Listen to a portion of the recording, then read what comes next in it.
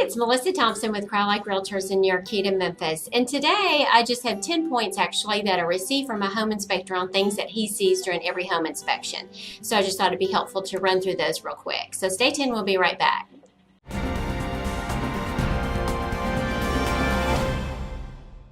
Okay, so back to the 10 top things that he sees in a home inspection. And it's what I kind of look for too when I come out to get your house ready to put on the market. The first thing are windows. I mean, every time we see something for the windows, and it's not as big a deal expense-wise as you would think, but I thought we've got a great window guy that we use too. So if they fog sometimes and lose their seal, so sometimes we have to look at that, and that's what a home inspector or an appraiser is looking for as well. And the second thing is the fireplaces. So kind of check the flue. It's a good thing to have the chimney checked every 2 years. And I'm telling you, nobody does that. So if we can do that, we've got somebody that can do that ahead of time if you're worried about it, or we can wait for the home inspection, but that's one thing that shows up as well. Exterior doors, just make sure that the seals around them are good if we need to replace anything around that, not anything major, just little things again. HVAC, if you haven't cleaned it in a while, if you haven't changed the filter, it's a good thing to do it. We've got heat and air people that can do that as well for relatively cheap. It's a great thing to do ahead of time too. And then we've already can provide the letter when they have the home inspection. And then fifth, light bulbs. I know that's silly, but just go through all the lights and make sure. You would not believe how many times in a home inspection report we get that about the light bulbs. So we can just do that ahead of time to make sure that they're all in place. Closets, the garage, anything that you can think of to put the light bulbs in would be good.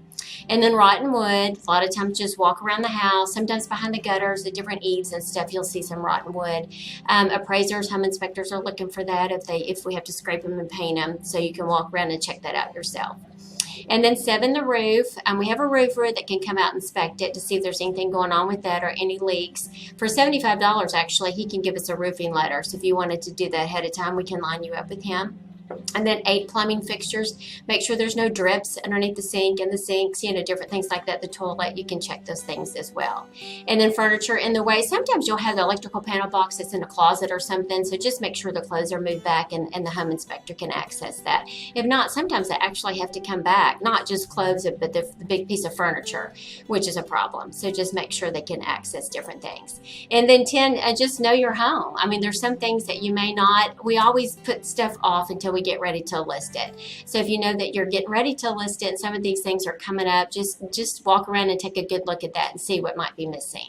So anyways, I'm going to attach this as well so you can have it yourself. And if you need resources for this, please feel free to reach out. We're happy to send it to you at any time.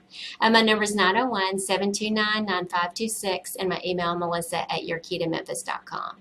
Thanks so much. Have a great day.